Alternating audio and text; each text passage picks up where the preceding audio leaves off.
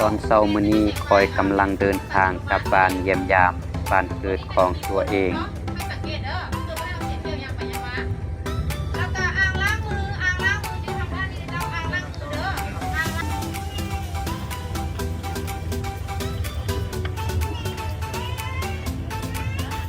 เมื่อแรงต้องเที่ยวเวียงแล้วพ่อเด้ แม่นอาจจะแม่นถึงก็รู้บ่เคยเห็นแต่ YouTube เห็นอยู่เฟซเขามักลงในตอนนี้บางคนนอนหลับบางคนนั่งเล่นโทรศัพท์ในเวลารถไฟกำลังเดินทางเดี๋ยวนี้ทุกคนกำลังออกจากรถไฟเดินทางกลับบ้านอายของคอยลาวไปทับคอยกลับบ้านในเวลาที่คอยกำลังเดินทางกลับบ้านคอยเห็นนักเรียนเด็กๆบางคนขี่รถขี่บางคนย่างไปโรงเรียนเป็นภาพที่สวยงามเขตนี้เด็กๆบางคนยังย่างไปโรงเรียนหลายเขตอื่นย่างแบบเปลี่ยนเป็นรถจักรรถไฟฟ้ารถจักรก็มีเขตนี้แต่ว่าส่วนหลายจะย่างไปโรงเรียนหลายบ้านคอยก็คือกันอายของคอยเราซื้อมาเกียงมาให้หล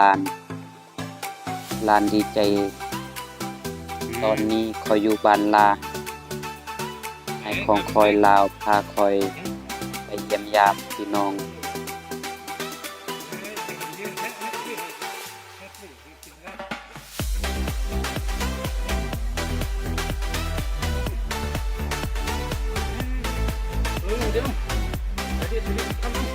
ไปถึงก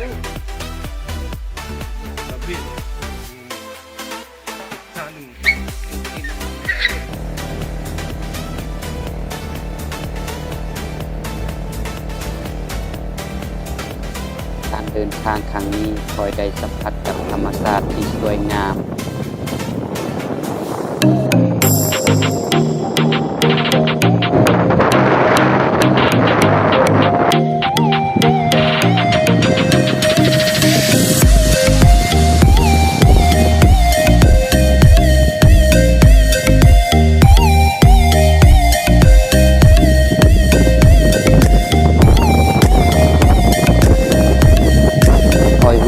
ดีใจหลายที่ได้มีโอกาสกลับบ้านเยี่ยมยามครอบครัวของตัวเองเพราะว่าตัวเองบ่ได้กลับบ้านหลายเดือนแล้ว